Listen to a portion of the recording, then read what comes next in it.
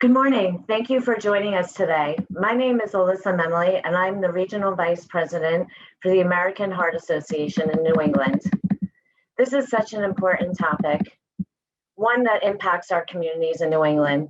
I hope this is just the beginning of a larger conversation that we are going to have today.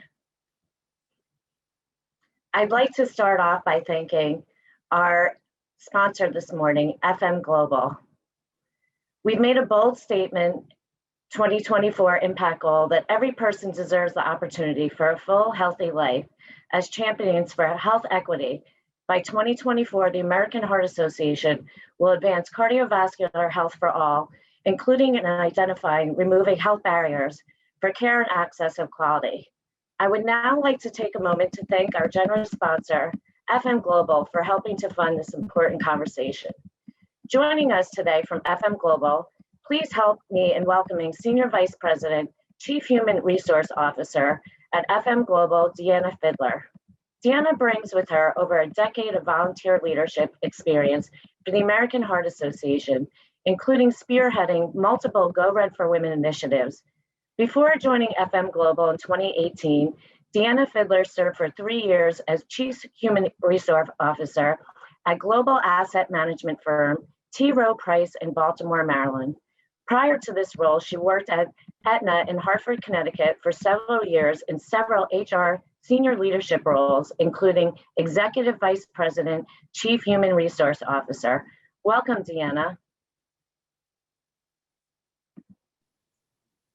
Thank you so much, Alyssa, for the introduction. I'm thrilled to be here today. I'm very proud that FM Global is a sponsor of the event, and really also just wanted to reiterate that FM Global is committed to health equity, and really proud that we are part of the important event today, but also the sponsorship of Go Red in Southern New England. I would like to take this opportunity to introduce Sansare Tolles. I had the pleasure of working with Sansare several times now throughout my career. She is a passionate leader around diversity and inclusion and talent management. Currently, she's responsible for providing leadership for diversity and inclusion efforts globally for FM Global and is based in our Johnston office in Rhode Island. But before FM Global, Sansare served for 3 years as Vice President of Talent Management at T. Rowe Price. And there she was responsible for many aspects of human resources, including global talent strategy, diversity and inclusion, performance management, the talent review succession process, executive recruiting, onboarding, and enterprise learning and leadership development. Prior to working at T. Rowe Price, Sansare had several key leadership roles in diversity and inclusion, as well as talent management at different firms such as Siemens, General Electric, and Booz Allen Hamilton. So a special thank you to Sansare for being here today, and welcome. Thank you so much, Deanna. I'm very happy to be participating and talking about diversity, inclusion, and equity in the context of this topic. So over the course of my career, as Deanna mentioned, I've always had some level of responsibility for diversity, inclusion, and equity. So I've really had the opportunity to see really the evolution of this topic over the years. I've seen it start in a space that was very much considered to be aligned with compliance topics to what we see today, which is inclusion, diversity, and equity as being true business levers that have an empirical impact and tie to the performance of organizations. So we know this is a very important topic. It's a very important topic to FM Global specifically. As an organization, we actually began our efforts in the diversity space some time ago, and we've had some very significant success in that area, particularly as it relates to the representation of women in engineering within our organization.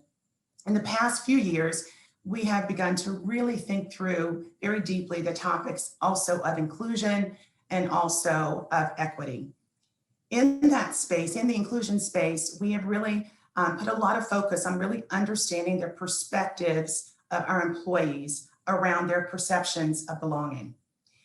To that point, we have conducted an inclusion survey within our organization and erected an inclusion accountability and governance body, our inclusion steering committee, which is a subset of our top leaders, 7 of our top 25 leaders who are responsible and accountable for understanding where we are on an index of inclusion in our organization and driving enterprise-wide strategies to help narrow those gaps. We understand and we appreciate that the degree to which individuals feel they belong is important because we care about the individual, but it's also important to what the team can do collectively around decision-making and innovation and problem solving. And that's important for our clients, and that's good for our business. In the space of diversity, we continue to focus on representation, both on the intake, who we are hiring into the organization, and also the diverse representation within our organization at all levels within the organization. And of course, on the topic of equity, we're also very focused in this space as well as an organization. We have a lot of work that we do around gender pay equity, as well as pay equity for racially diverse employees in the US. We recently, as an organization, contributed $500,000 to the Equal Justice Initiative. So within our organization, we are very, very focused on this topic and being able to understand and value and consider this topic as it relates to health and the impact of heart disease on women and people of color in the US and in many other parts of the world. Very, very important topic for us. So we welcome this partnership and we are very happy to be a sponsor. Thank you so much.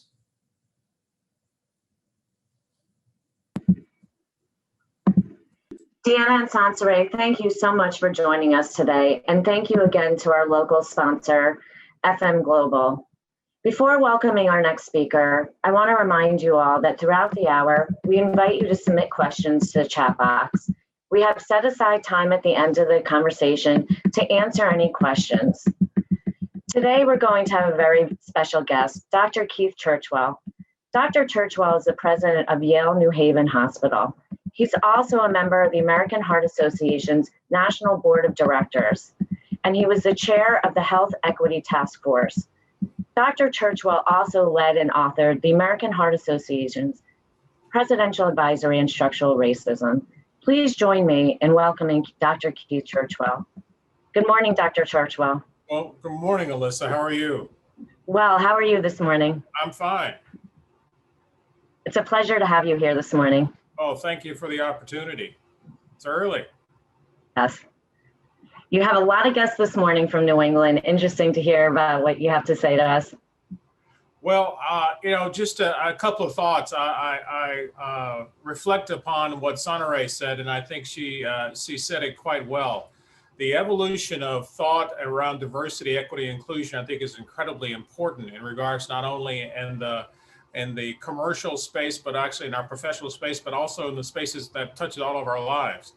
The idea that it actually could be separated and be something that is not an intrinsic part of how we think and what we do has, I think, evolved in a way that I think is extremely important. Diversity, I think, in the corporate world and also in the worlds that we all live in at this particular point, has been found to be actually an important lever for us to actually work towards excellence.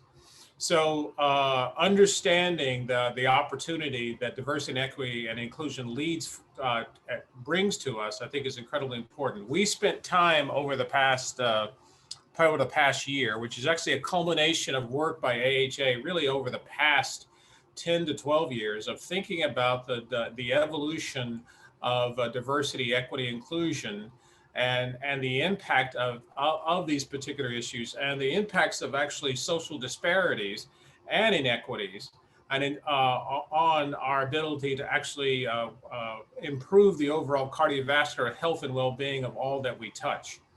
When we go back and look at our 2020 goals, which actually were 20% reduction in cardiovascular morbidity and mortality across all populations in this country, we found halfway through that particular period of time, it became very evident that although all the hard work that the AHA had been putting forth with a number of communities and a number of organizations, we were not going to actually be able to meet that goal. And the specific reason why we weren't going to meet that goal was that those populations who actually were at highest risk in terms of morbidity and mortality from cardiovascular disease, our underserved populations, our Black and Brown communities, were not being affected as well by a number of the goals and the number of the initiatives that AHA had actually put together to actually improve the overall cardiovascular health and well-being for the overall population. So it led to the process of understanding why we weren't actually having that impact, what were the barriers for it, and those barriers actually were multiple. They really did speak to the social determinants of health and also to the issues of structural racism. In 2015, there was a paper, an important paper from the AHA around social determinants of health. And then from that we put together, I was asked to actually lead a task force looking at social determinants and health inequities, which ultimately led to the development of an Office of Health Equity for the American Heart Association, led by Gerald Johnson. These were, I think, important landmarks, but also important initiatives, and us actually striving towards really leading to a society or our ability to actually make a much larger impact on our population in terms of improving the overall cardiovascular health. From all that, a number of different important initiatives then came forward. Number one was the social equity funds, looking at specific opportunities through philanthropic support of having an impact in the local communities that we serve. We have a number of different initiatives that have gone forward, and more will come actually with the greater investments that actually have occurred over the past few years, which is actually quite exciting. Work being done in Flint, Michigan, and work being done in Boston. Also an interaction with all of our scientific community and all of our scientists in regards to thinking about the issues of health equity, not only in terms of the scientists and physicians who actually we need to be investing in and finding a pathway for them to become not only a part of AHA, but a part of the larger community to help us in regards to the overall cardiovascular health and well-being, but thinking about the advocacy regarding health and for equity and inclusion at both the local, regional, and national level to make a larger impact. The events over the past year with the pandemic, but also and specifically the deaths of Breonna Taylor and Gerald Ford and others, many others, unfortunately, really brought to the forefront the issues of significant inequity within our overall society. And that was a cumulative spark for us to actually move forward with our Presidential Advisory on Structural Racism, which came together very quickly from August through our ability to publish the paper by November and have an excellent conversation regarding the paper and our path forward at scientific sessions. Detailing exactly what the issues around structural racism from a historical narrative, its impact actually from a society perspective, its impact on health, the opportunity that we need to bring to the table for us to actually understand and acknowledge and move towards the initiatives that can actually change and improve our overall the issues around structural racism are incredibly important for us to actually be able to take the next steps in resolving these issues that are going to actually lead to a much more global opportunity for us to improve overall cardiovascular health and well-being. This also led to actually a change in terms of our overall goals status. We had set a 2030 goal, which was actually a very important goal in terms of an incremental increase in the quality of life for everyone based upon their cardiovascular health and well-being. But we had not really addressed the issue of health equity within that, and the opportunity for us to be a champion for health equity, to think about and specifically thinking about goals that would actually incrementally but also globally improve our overall health with focused opportunities within populations, our Black and Brown communities in particularly, who have actually had significant impacts in terms of cardiovascular health, has been part of our work over the past few weeks, few months in terms of further defining, and then how do we move forward. Now, we have the opportunity within AHA to actually look at this on a number of different levels. Number one is internally, asking and actually working towards goals within our internal structure that actually meet the opportunity of improving the overall health and equity and inclusion, so that we could actually be a star in all of this for others to actually be able to follow and understand how to actually achieve these goals.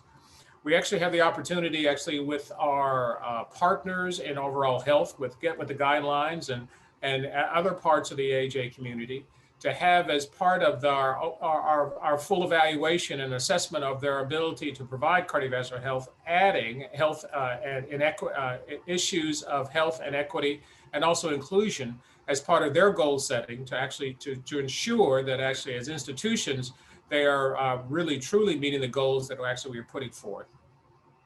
We have the opportunity for advocacy, again, at the local and regional and national level around these particular issues, as they connect themselves to our ability to improve overall heart health. And also a unique opportunity with AHA within the fact that we can look at the science that actually surrounds structural racism, health, and the issues of equity and inequity and social determinants, to actually further define what these issues are, to actually then bring opportunities for solutions to these problems, and then test those particular solutions to help us figure out what is going to be the best way forward for us, and as we look at this over the next few years, in the coming months and in the coming years. So I think we're all very excited about this. This is an important conversation for us to have, for us to understand, for us to continue to work towards a pathway of continued enhancement and development for us, an understanding of, and also solutions to these hard problems that have actually vexed us for hundreds of years. But we're at a point that we actually need solutions. We require solutions, and we have this is part of our burning platform.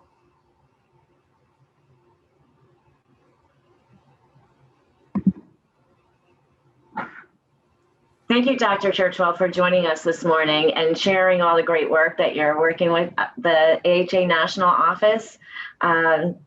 It's great to hear all the movement that we're making and removing barriers to help in health equity. So we appreciate you joining us. Happy to be here. I don't know what time permits for you, but we are having some Q&A at the end of the program, if you're able to stick around. If not, we know that you have important work that you're doing at the hospital. I'm here for the whole hour. Keisha actually just signed me out, so I'm here with you. That's amazing. We're happy to have you. Awesome. Next up, I'd like to welcome Francesca Martinez, National Health Equity Program Manager from the Office of our Health Equity. Good morning, Francesca. How are you this morning? Good morning. Good morning. Good morning. Doing well. First of all, thank you so much, Alyssa, first of all, I want to thank each one of you who are joining us this AM. I know it's an early morning and schedules are full, so taking time out of your schedule to join us is so important, and we definitely value that. And we hope that this conversation, as well as the previous conversations, have really been informative, empowering, and most of all, really demonstrates our commitment as an organization to truly fulfill our mission. And thank you again, Alyssa, for the invitation. Thank you, FM Global, for your support of this conversation. And of course, again, each one of you. And I want to thank Dr. Churchwell. It's always a treat to get to hear him speak and hear all of the, again, his voice in this conversation. You know, we're truly honored to have such an amazing leader as part of our organization. And in New England, you are definitely honored to have him in your own backyard. You know, Dr. Churchwell kind of made my role this morning pretty easy. He kind of outlined an amazing overview of what we're working on and how we are changing directions, right? Or how we've pivoted during this time. I'm going to dive a little bit deeper into some of those things he mentioned, into some of our 10 commitments that are really going to help us achieve our goals. And also loved what Sansere mentioned when she discussed evolution. You know, we as an organization have truly evolved in our work, as Dr. Churchwell outlined, you know, the work that's underway, but it was not an overnight one, as he mentioned. You know, he's actually been at the helm of a lot of our work and leading so much of it, from one of our first papers on social determinants of health to the 2-year task force that he led, that really uplifted and called attention to health equity, and most recently our presidential advisory. So again, it's so wonderful to hear him and to have him as part of this conversation. So again, I'm just going to dive a little bit deeper into, you know, AHA and our role, and specifically those 10 commitments, and really outline them, because first of all, we can't do it alone, right? As we've seen, we've got amazing leaders like Dr. Churchwell and amazing supporters like FM Global to help us. But this is not going to be a task that we're going to be able to do alone. And so we are going to need your assistance, your voice, your leadership, also, and just also understanding, you know, what the issues are, right? Not only on a large national perspective, but also what are the issues happening in New England, in our communities, in our region, and in our local markets. You know, next slide. As Alyssa and Dr. Churchwell mentioned, our work is really dedicated, again, to achieving our 2024 impact goal, which of course we strategically developed and based on the latest science and data. As Dr. Churchwell mentioned, we actually had our 2030 goal, but because we pivoted as an organization, because we realized that, first of all, the global pandemic that has affected all of us was going to have an effect on everyone's health. As well, we knew that addressing health equity and of course structural racism was going to be pivotal to everyone's health. And so again, this is our 2024 impact goal, that everyone deserves the opportunity for a full, healthy life. As champions for health equity, by 2024, the American Heart Association will advance cardiovascular health for all, including identifying and removing the barriers to healthcare access and quality. And one word that we really want to call out is that opportunity, right? That's a key word that we're always looking at, an opportunity for all, again, to live that longer, healthier life. You know, you'll see that our 2024 goal has a really sharp focus on health equity, right? When we talk about health equity, what we mean is health equity is that state that would be achieved if all people had the just opportunity to be healthy. Officially, as Dr. Churchwell mentioned, he actually led the task force that provided us a more detailed statement on health equity. Our definition of health equity as an organization is that everyone deserves an optimal and just opportunity to be healthy, giving special attention to those at greatest risk for poor health, and that no one would be disadvantaged from achieving their potential because of social position or any other socially defined circumstance.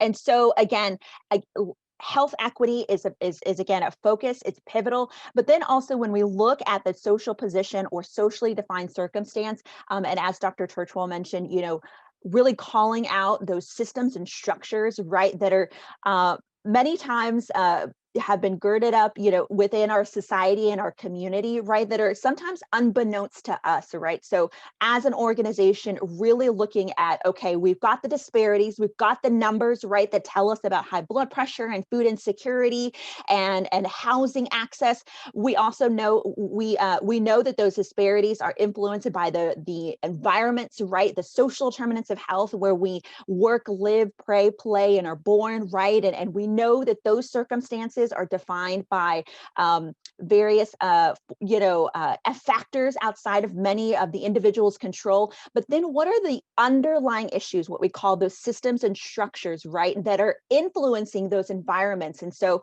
again, we've got to get as far downstream as possible, and it's going to look different, right? Nationally, we have our goal, but then again, what does it look like on a regional and local level? So let's look at 4 strategies to reach this goal. Next slide. How are we going to do that? As Dr. Churchwell kind of mentioned, is we've got 4 different ways that we're going to do that. Of course, it's going to be advances in research and discovery, right? We are a science-based organization. Everything that we have done has been based in science, and with wonderful leaders like Dr. Churchwell and many other volunteers on our national and regional and even local levels. The science is what is going to guide us. So knowing that is very important. And so we're going to drive continued advances in research and discovery. We're going to raise awareness, empower and engage communities to reduce cardiovascular and brain health disparities and really improve those outcomes. Over the past decade, awareness that heart disease is the leading cause of death has actually decreased significantly, particularly among women of color and young women of color. Over the next 4 years, we as an organization are going to redouble our efforts to ensure that those who need us are most aware of their risk, right? More than that, we're going to engage and empower stakeholders and partners to make improvements in their health and the health of their communities. Again, we can't do it alone. It's going to be everyone coming together. And through policy systems and environmental changes together, we want to help close the disparity gaps in those critical areas of heart and brain health, such as smoking and uncontrolled blood pressure, right? We still got to focus on those disparities, on those numbers, right? By also addressing the environments and the systems and structures that are influencing the disparities. Third, we're going to advocate. We want to make sure that the policies, again, are for everyone achieving the optimal health and well-being. So we're going to advocate relentlessly to improve healthcare quality and ensure access to healthcare for everyone. Again, we believe that everyone deserves the right to affordable, quality healthcare. And over the next 4 years, we're going to really fight for the universal access that will be a top priority in AHA's policy agenda. And so again, we're going to look at the science, we're going to look at the community, and then also we're going to look at the policy. But then also we're going to innovate new solutions to achieve equitable health and healthcare delivery. We have worked at the intersection of science, technology, healthcare systems, and communities to innovate more equitable solutions to care, right? We want to ensure that if anyone is experiencing a cardiovascular or brain health incidents, that when they call 911, from the moment they call 911 till they enter the doors of a healthcare hospital system, that they receive the best care. But not even that, even moving back to the risk factors, right? Even blood pressure management, right? And diabetes management, and working with healthcare systems and providers to ensure that it's quality care and that it's consistent care across the board. Again, we're going to mobilize investment to advance innovations in the social determinants of health. And we know that health is hope. And right now, too few people have neither access to quality healthcare as well as hope. And that's why we're going to commit to be a champion for health equity. Next slide.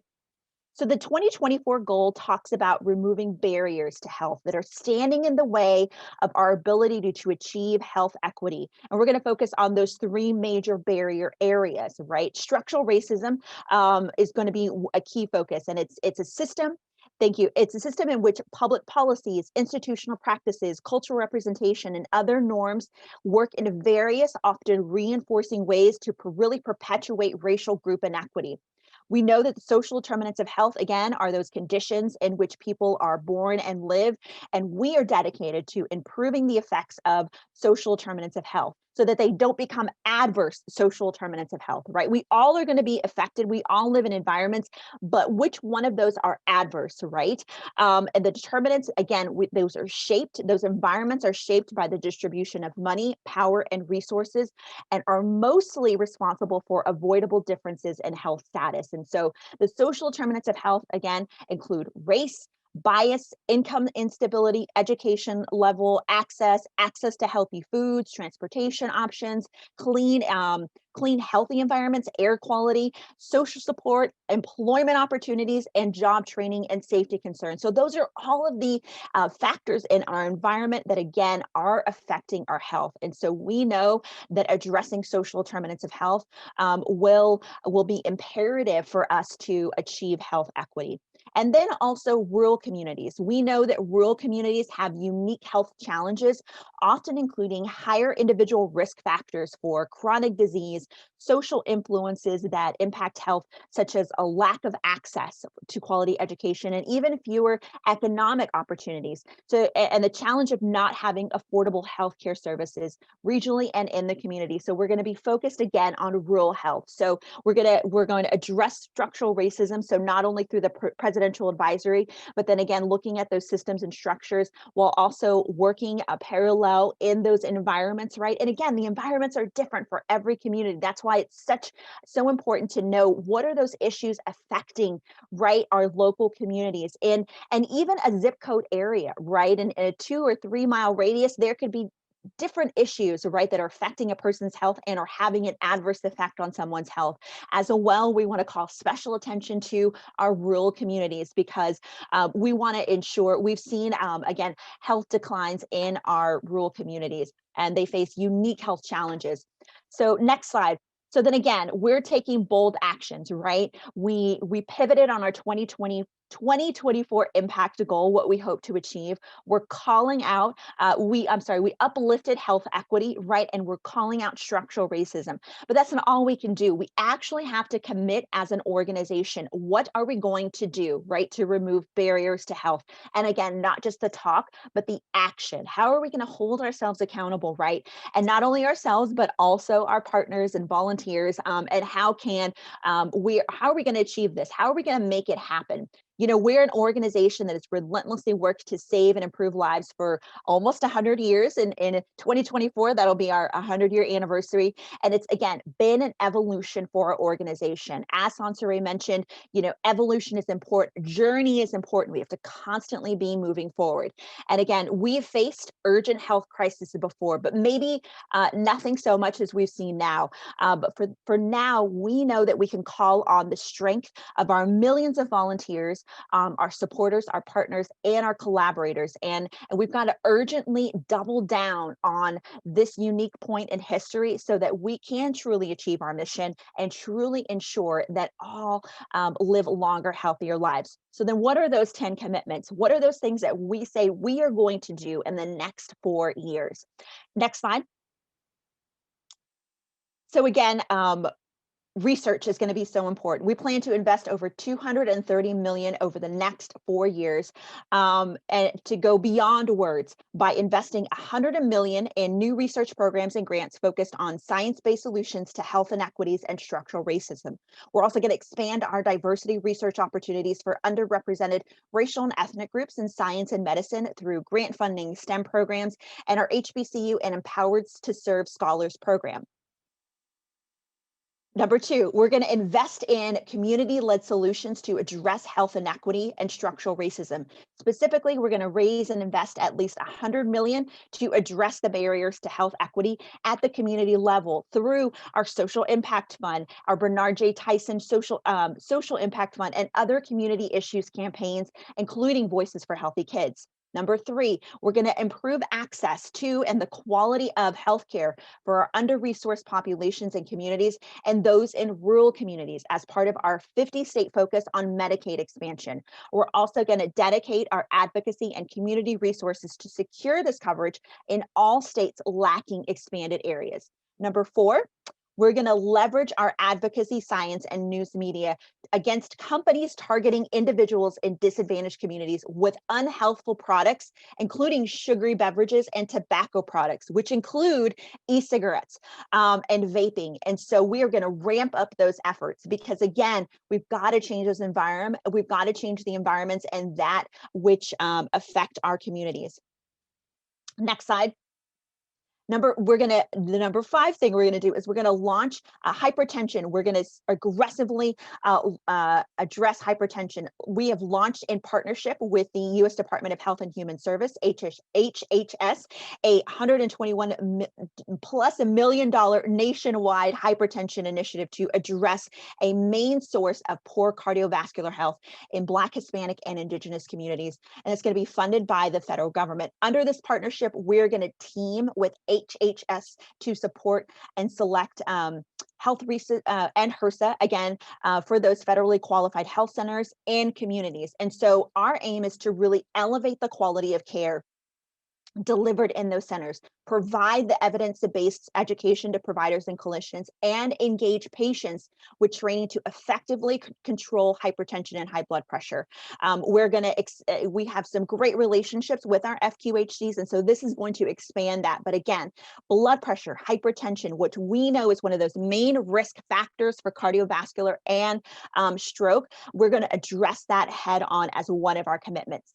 Number 6, we are going to use our extensive clinical registry programs to capture data and create new scientific knowledge on the health effects of social determinants of health and healthcare quality among racial and ethnic groups, and report on this data regularly through our quality improvement program. So we've been doing great work through our QI and hospital initiatives, but we're going to ramp that up even more so.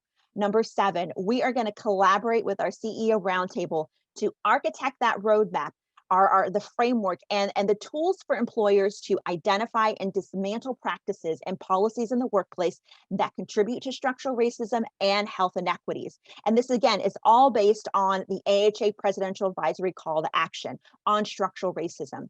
We're going to collaborate with our business roundtable to launch this effort with a CEO. We actually launched it in the beginning of the year, but we're going to ramp those efforts up. And again, we've got to work with our business partners and our companies, not only on the large national level, but also on the regional and local level to help dismantle those practices and really achieve that health equity when it comes to economics, right, and job employment. Next slide. Number 8, we're going to create a digital learning platform for clinicians, health professionals, and scientists with courses on reversing structural racism and proving health equity in the delivery of healthcare, and courses on professional development on the science and clinical workforce. So again, we are working in the healthcare system, but then we're going to focus on our healthcare practitioners from all stages, whether it's intake all the way to doctors, nurses, all of the staff in a healthcare system. So we're going to be continuing that education, right, with all of our healthcare professionals. Number 9, we're going to elevate the focus of our scientific journals, including our Circulation and Stroke, on disparities, anti-racism, health equity, community engaged, community-based participatory research, and implementation science. And again, we want to ensure that these topics are really prioritized for publication, and we'll really assess the diversity of authors. We're going to assess the diversity of authors and journals, including our editorial commentary. So again, the science, right, that is going to come out of our organization, we want to be sure that it is representative of our communities, and that is we're looking at how we can have that focus again on disparities, anti-racism, and health equity when it comes to the science that we're going to publish. And number 10, we as an organization are going to make the commitment to increase the diversity of our workforce, right, including our leadership. So we're committed to filling at least 1/3 of our hires with diverse individuals. And we want to, we as an organization are on a learning journey, and I'm so honored to be a part of that internally. Our staff has gone through this learning journey, and we will continue to lead staff through our learning journey, and also now our volunteers, right, who have helped us and who help lead us on various national, regional, and local levels. And again, we're going to continue our commitment, our DE&I commitment to achieve even greater diversity within our organization. Now, that was a lot of information, and you can see why we're so while we're excited, right, to partner with you, right, and to bring this to you in this conversation, right, because these are unprecedented, bold actions for an organization, for a healthcare organization, for an almost 100-year-old nonprofit, right? It was originally focused on heart health. Now we've taken these bold steps, and again, we know it's a lot, but what I really want to emphasize, and what we want to emphasize, is that it's not going to be the totality of our work in this area. There's going to be more, right? We're going to have to even evolve these 10 commitments as we're reaching our 2024 goal, right? Because for many of us, we don't know, and I think for all of us, we actually don't know what the next year or 2 years is going to hold. And so, but this is our stake. This is what we're saying that we're going to do to help achieve that. And again, that may evolve. And again, we have launched these commitments through not only us as an organization, but through wonderful expertise and volunteers like Dr. Churchwell helping influence and helping guide us as an organization. And again, we cannot achieve our mission, our 2024 impact goal, or even these 10 commitments alone. We need partners, other leaders and volunteers like yourselves and partners like yourselves to continue with us on this journey, right? So now I'm going to turn it back over to Alyssa so we can begin our discussion and our Q&A. Alyssa? Thank you so much, Francesca, for bringing this important conversation to New England. I'd now like to invite Dr. Churchwell and Sansare Tolles to come off camera so we can open up our panel discussion for Q&A. We will now open up the floor for questions and invite the audience members to submit questions for our speakers through the chat box.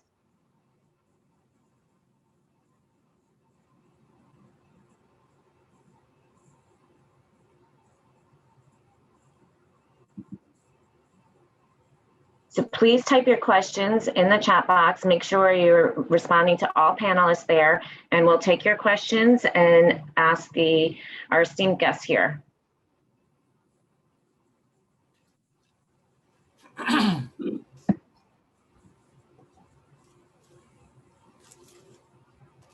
Alyssa, I have a question for Francesca. Sure. So number one, I've actually been on multiple panels and have worked with Francesca for years. That is the first time I've heard her speak in the public domain, which is my deficit in my life, because that was just amazing. Thank you for that, Francesca.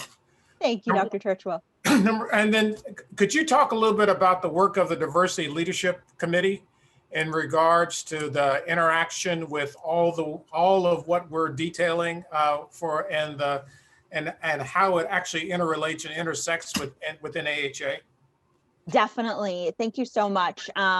Again, we can't do it alone. And so we have got a National Diversity Leadership Committee that Dr. Churchwell actually sits on. And it is a volunteer committee that is part of one of the national committees of our national board, and is made up of volunteers from across the organization. And it was actually, I believe, chartered almost 10, 15 years ago, maybe a little bit longer. And it really helps guide not only just our internal diversity, equity, and inclusion strategy, but then also ensuring that our external facing programs, our initiatives, everything that we are going to do as an organization is truly meeting all audiences, right? And it too has evolved, right? From the beginning of just setting up our DE&I strategy, right? To even now, and again, out of that DLC committee actually was birthed our Health Equity Task Force that Dr. Churchwell led. And now is really looking at, okay, so we say we're going to champion health equity. Let's kind of make sure we're doing that. And so they really are, they hold us as an organization accountable, right, to those things that we have committed to doing. And so for each one of these 10 commitments, they go before the DLC and they give their expertise on how we as an organization can help fulfill that. They also help us, again, with that internal DE&I strategy, right, as an organization, because we are a very large organization and we want to continue to evolve. So our Diversity and Leadership Committee, again, is a national committee, and it, again, is made up of volunteers from across the country, not only physicians, but leaders in marketing, diversity leaders, consultants, from a wide variety, again, because it helps us influence the work that we're doing as an organization. So it's a key committee in our work that we're doing. Thank you, Francesca. We have quite a few questions coming in now. Can you talk about addressing pay equity? Sansari, this might be a question for you. Yes, absolutely. So pay equity is something that many countries are focused on. So it is both a federal topic and a federal requirement for organizations of a certain size, but it is also an organizational, at least for us, an organizational area of focus. And in doing so, what we really want to understand are a couple of things. One is, are our employees, based on their gender or their race, are they paid equitably relative to the jobs that they're doing? So as an organization, we review that every 3 years. We review pay equity. And in some cases, we're reporting that information out publicly. In other cases, it's our own good hygiene, right, to monitor pay equity. And in many states, this is actually pay equity. The topic of pay equity is actually further enabled by state laws, employment laws that prohibit employers from asking candidates what their current pay is, because if it is already inequitable, then we would be perpetuating inequitable pay if we're basing it off of a current salary. So in many realms, both state, federal, but also we as an organization are keenly interested in making sure that we understand how our compensation is being assigned within the organization from a gender and a race perspective. Thank you, Sansari. What can one do to find a diverse supplier? I think this, falls into supplier diversity and procurement. So from a supplier diversity perspective, our organization, that topic is managed, and it will often be managed through procurement organizations, so through the finance channel. So it then becomes incumbent upon the procurement organization to make sure that it has broad relationships, it's well connected in the community, and is making sure that our requests for proposals are cast a very wide net to seek diversity suppliers. So it is an effort that's made on behalf of procurement, the finance organization, to look far and broadly. And I would say for diverse business owners, right? This opportunity to really make connections with organizations and to network and to be able to market themselves, their services and products broadly. And I think it is, so that relationship, both the organization seeking, but also the business owner really also seeking to market broadly is a healthy practice on both parts. Thank you, Sansari. And Alyssa, I'll just go ahead and throw in that we, even as an organization, as AHA, have our own supplier diversity goals. I think the benchmark usually is for true diverse, MBWE certified organization is 20%. Our benchmark is 13%. Is kind of for other nonprofits of our size, and we meet that, and that's our all total spend. And so even if you are a smaller company, right, or a smaller nonprofit, you can set your own supplier diversity goals, right? And that also is a form of increasing economic access, right? So saying that 10 or 15 or 20% even of our spend, whether it's catering, right, or we're not doing much of that right now, but whatever it may be, what your organization is spending, right, that you're going to take a percentage of that and ensure that those dollars get to diverse vendors. I'm sorry. How do you find them? I know nationally there's a certification, right? There's the Small Business Administration. There's a lot of diverse groups, whether it's the chambers of commerce that are Hispanic or Black chambers of commerce, or even our Asian American chambers of commerce. They're always looking for those opportunities. And we, even as an organization, had to evaluate our procurement process, right? Because we're a large organization and we've got liability insurance, right? But we know we want to increase the pipeline for diverse vendors, and maybe they're a little bit smaller, we've got to look at, okay, maybe we need to adjust our insurance, liability, so that way we can give everyone the opportunity to bid on business within the AHA. And so those are all also things that you take into account. So setting that goal is really important, and then reaching out to those organizations on the regional, local level to find those diverse vendors. And then also looking at your practices, right? Are you making, is it easy to be a vendor with your organization, or are we still putting, processes in place that disenfranchise and or, don't give all the opportunity to truly do business with your organization? So just wanted to touch on that, because that is a part of our overall DE&I strategy. And we want to increase that year over year. And spend is looking a little bit different now that we're not, having meetings or traveling, but it's still something that we can keep an eye on and that we are looking at every quarter. So Sansaray, when as a corporation or as a company, is it mindful for an institution to actually have criteria that they set, that institutions can understand as they go out for bid, that people can fill out to understand how diverse or what is the landscape for a company to be able to actually bring a number of individuals or institutions to the table to actually understand the degree of diversity that is actually out there, and for them to make good decisions. How is there a particular process that a company should actually go through? Actually, yes, I think it's a very healthy process, and we see it ourselves. So, for a time, primarily you would see federal agencies seeking to understand the diversity, both the representation within the organization of potential suppliers, but also what we now see is well beyond the federal space or the agency space.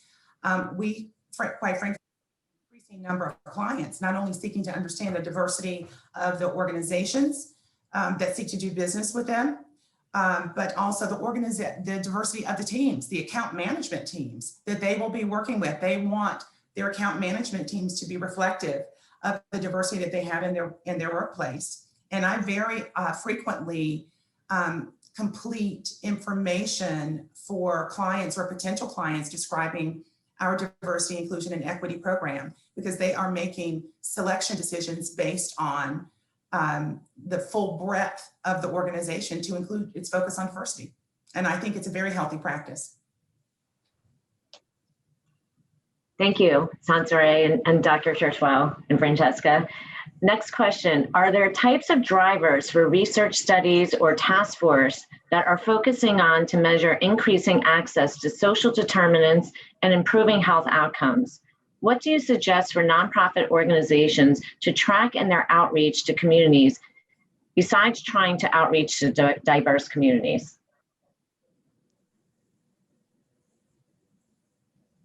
I think the question is looking at, what resources are there around task force and studies to measure increasing access to social determinants of health?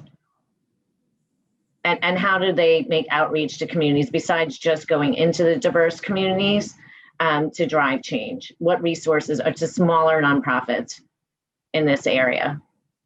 Obviously, the AHA has a lot of resources, right? It's a large organization. We have a lot of power behind it, a lot of volunteers, a lot of data and science. So what other types of drivers and research studies are out there and task force to help smaller nonprofit organizations? That is a great question. I think I'll let Dr. Churchwell go first. Well, thank you, Francesca.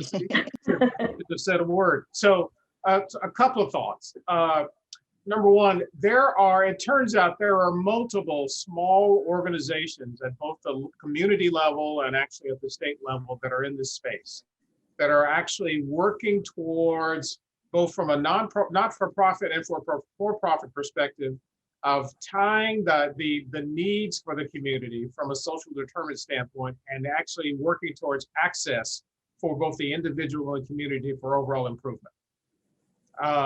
Access in terms of actually from an educational standpoint, access in terms of from a transportation standpoint, access in terms of nutritional standpoints. Just there are a few that actually come to mind of groups that have actually put plans and processes together, leveraging actually what's out there from an internet perspective, understanding actually other partners that they have actually brought to the bear, and to be able to tie the individual to those particular community resources so that they actually have an overall improvement or a pathway for overall improvement. So where can you find that list? Number one, AHA actually has that list in terms of generating in the communities that we actually have an interaction with. Number two, I think your Chamber of Commerce actually probably has started the process of generating that particular list. One can actually Google, because there are actually there are institutions and companies that are both have a local and also a national reach in this particular space. How we should measure it, that's a really good question. So so one of the initiatives that Francesca talked about was the Hypertension Initiative. And you know, why hypertension? Hypertension actually, when you think about what is the source of many of the issues that ails us, both from a cardiovascular standpoint, from a cerebral vascular standpoint, and from a medical standpoint, hypertension sort of sits right in the middle of that. So this will be an opportunity for us to actually really measure and indices that we can actually directly measure, that we can have direct impact on, given the multiple medications and medical and both medical, social, and holistic strategies that we can bring to bear to improve one's blood pressure, and then also not only measure blood pressure, but also the actions that occur from the improvement of blood pressure in terms of their overall sense of well-being, both from a well-being standpoint, but also I think from a community standpoint, because treating blood pressure is not just medication. It can't be just medication. It needs to actually be an assessment of the overall environment of the individual and the population, and how we need to change that from a nutritional standpoint, from a dietary standpoint, from an exercise perspective. Are there opportunities for exercise in their particular communities? How we can change that from a community perspective in terms of overall transportation, and also air pollution and pollution actually in its overall totality. So there are going to be a number of indices that we're going to be able to measure that actually have an impact on blood pressure and need to be changed for blood pressure. And then going forward over the next 3 to 5 to 10 years, be able to actually see that path. You know, there was a study, I had no idea I could answer this question. There was a study actually out in England, actually going back about 5 years ago. And what they did was actually a very simple thing. They actually reduced the amount of salt in processed foods. They just made a law that said the amount of salt in processed foods actually being sold actually in the United Kingdom had to be reduced by a significant percent. They were able to measure actually the impact on blood pressure almost immediately.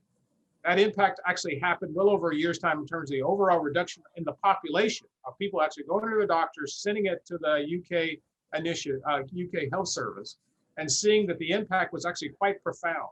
So there are small things that we can do that actually can have a major impact, and we'll be able to measure that over actually a very short period and a long period of time.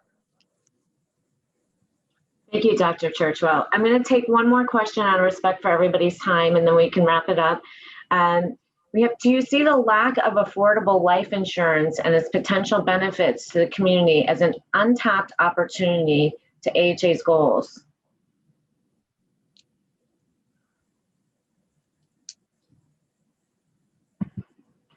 Life insurance as a additional, benefit for an individual? I think it's affordability and I guess what insurance plays as a role towards AHA's goals. Yes. So when we talk about, I think overall healthcare, health insurance is important. And again, one of our commitments is that we are going to boldly stand for Medicaid expansion, right? So that individuals have the opportunity for coverage. That's one piece of the puzzle, right? Ensuring that individuals are covered and have health insurance, but then also the quality healthcare. So ensuring that there is consistency across whether it's an urban, suburban, or rural area, for quality healthcare, right, across the board. So I think those are tantamount first of ensuring that everyone has the access to healthcare and is covered, and then access to quality care. I think the insurance, the health insurance, that actually goes back, I think, to additional wealth building, right, and long term. And so I think that's part of a piece of the puzzle. But we know we've got to look at that first piece, right, of ensuring that everyone has access to go and see a doctor. And that has been exacerbated because we know the millions who've lost their jobs, right, over this pandemic, which translates into uninsured, right? Because we know that our health insurance is tied to our employment in many cases. And so that's why we as an organization are really going to advocate for that Medicaid expansion, so that so that doesn't necessarily have to be so closely tied. And so I think helping individuals and communities get insured overall, right? Access to that quality healthcare. And then again, when we talk about how can we uplift and look at those wealth building strategies in a community, life insurance, long-term, planning, right? Retirement, those are also part of the puzzle, but we also have to address those immediate concerns of an individual, right? Because as we say, we can't tell you to eat healthy, right, if you don't have a grocery store, right, to go and buy healthy foods, or we can't tell you to go walk if we don't have safe environments. And so we're still looking at those environments. So I think there is an opportunity as part of the larger strategy. So Thank you, Francesca. Francesca, Sansere, Dr. Churchwell, I want to thank you all for giving us time this morning to share this important conversation with all of New England. I want to thank all of you for joining us and signing into our webinar. Thank you for sharing your morning with us as we explored health equity as it relates to race, place, and difference matters. This is such an important topic and one that impacts our communities in New England. I hope this is just the beginning of a larger conversation that we continue to work together to find ways to support the health of everyone in our community. As we work to transform where we work, live, and play, we are working for leadership and looking to drive health and relentless efforts towards more equitable health. We will be reaching out individually to see if this might be of interest to you. Thank you again for spending your morning with us, and we hope you have a great rest of the day.